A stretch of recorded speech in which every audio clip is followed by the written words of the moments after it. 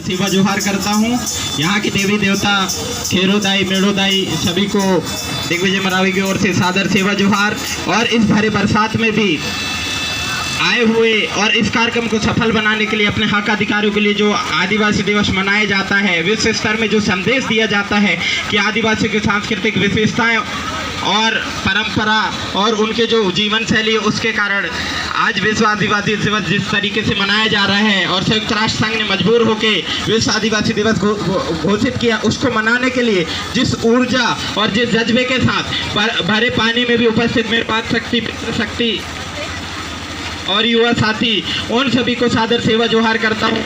और आप सभी से कहना चाहूँगा कि ये जो 9 अगस्त 2022 है, विश्व आदिवासी दिवस है, इसका थीम था, हर साल संयुक्त राष्ट्र संघ में थीम डिसाइड किया जाता है, एक विषय फिक्स किया जाता है, निर्धारित किया जाता है, उसके बाद वहाँ से लेके 1 साल तक उस विषय पे काम किया जाता है। तो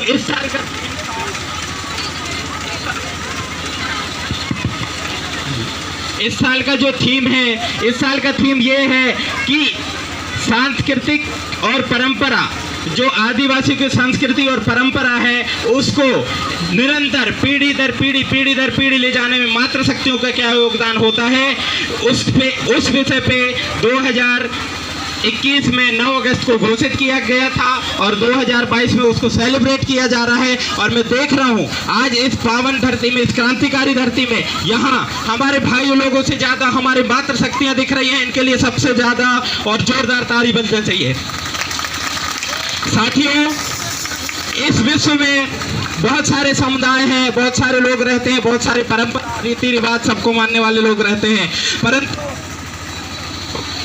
आप सभी को गौरवान्वित होना चाहिए। गौरव का विषय है कि पूरे विश्व में आदिवासी ही ऐसा है जिसको संयुक्त राष्ट्र संघ ने घोषित किया है कि वो विश्व आदिवासी दिवस मनाएंगे और उनकी संस्कृति, उनकी विशेषता, उनके रीति रिवाज और उनकी जो रूढ़ी है, उनकी जो कल्चर है, उनकी जीवन शैली है, उसको संरक्षित किया जाएगा। ये पहला मौका,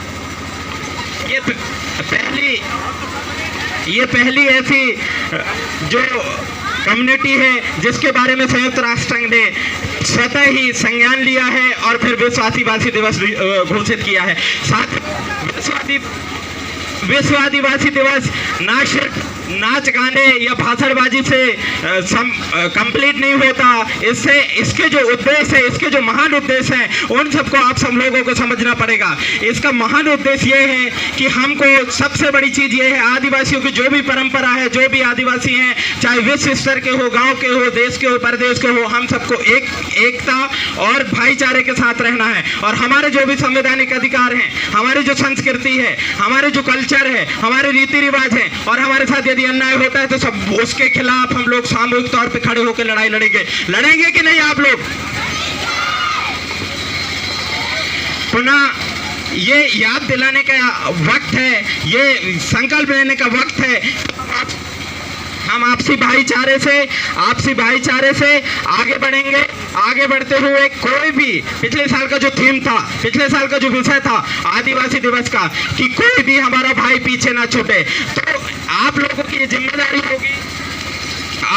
ये जिम्मेदारी होगी कि आप अपने समुदाय के गिरे तबके, गरीब, पिछड़े, अशिक्षित लोगों को साथ लेके चलेंगे। क्योंकि अभी अनुसूचित जाति काम ने बोला है, किसी को आगे नहीं भेजना है, किसी को पीछे नहीं छोड़ना है, सबको साथ लेके चलना है। तो आप लोगों की जिम्मेदारी है, आज इस मंच से, इस कार्यक्रम के बाद आप लोगों की जिम्मेदारी बनेगी कि कोई भी पिछड़ा व्यक्ति, कोई भी गिरा तबका, अशिक्षित व्यक्ति, यदि उसको कोई परेशानी होती है तो उस परेशानी को सॉल्व करने के सबसे पहले आप आगे आएंगे। और साथियों, आदिवासी जो क्षेत्र हैं, आदिवासी जो जिले हैं और मध्य प्रदेश के अंदर नौभाषी जो ब्लॉक हैं, उनको राष्ट्रपति द्वारा अधिसूचित किया गया है, उनको 5वीं अनुसूची के अंतर्गत रखा गया है, उसमें आदिवासियों को विशेष अधिकार प्राप्त है। परंतु मैं आज इस मंच से गैर आदिवासी भाइयों को भी आश्वस्त करता हूं कि वो आदिवासियों को विशेष अधिकार है, पर ये भी है कि आप लोगों के अधिकारों का हनन नहीं होगा। उस क्षेत्र में रहने वाले जो गैर आदिवासी हैं वो भी यहाँ शांति से, भाईचारे से रहेंगे। और परंतु 5वीं अनुसूची का मतलब यह है, यहाँ जो स्थानीय लोग हैं उसको वहाँ के संसाधन, वहाँ के जल जंगल जमीन और जो भी संसाधन है उसके स्वामित्व, उसके संचालन का अधिकार होगा। तो इसलिए इस मंच के माध्यम से यहाँ जो भी साथी हैं, गैर आदिवासी हैं, आदिवासी हैं और भी साथी लोग हैं, उनसे मैं कहना चाहूँगा कि आप लोग ये कुछ भी और किंचित भी चिंता ना करें कि हम लोगों के अधिकार या आदिवासी के अधिकार मिलने से आप लोगों को परेशानी होगी। ऐसा नहीं है, आदिवासियों को बहुत बड़ा दिल होता है, वो लोग सबको संभाल के रखते हैं। कारण कि आप लोगों ने देखा होगा पूरे विश्व के अंदर प्रकृति को यदि बचाने का संदेश है, प्रकृति को बचाने का जो संघर्ष है वो आदिवासियों के अलावा कोई नहीं करता। और प्रकृति को बचाना मतलब सिर्फ आदिवासी को बचाना नहीं होता, संपूर्ण मानव जाति के साथ साथ प्रकृति और ब्रह्मांड के अंदर, धरती के अंदर जितने भी जीव हैं उनको बचाना के लिए जो संघर्ष करता है वो आदिवासी है।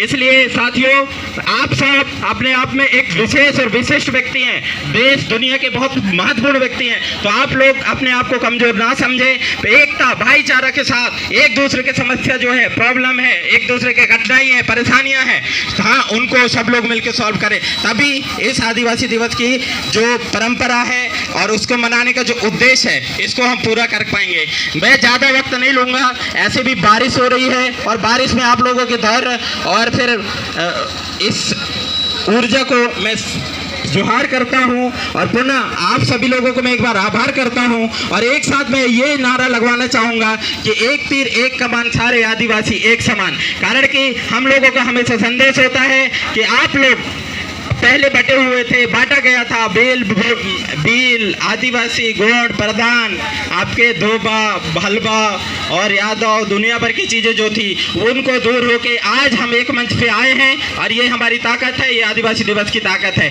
सभी लोग एक मंच से एक आवाज में एक नारा लगाएंगे, एक तीर एक कमान, आदिवासी एक समान, एक तीर एक कमान, आदिवासी एक समान, एक तीर एक कमान, आदिवासी एक समान। एक और नारा लगाएंगे, लड़ेंगे जीतेंगे, लड़ेंगे। जीतेंगे। सभी को सेवा जोहार।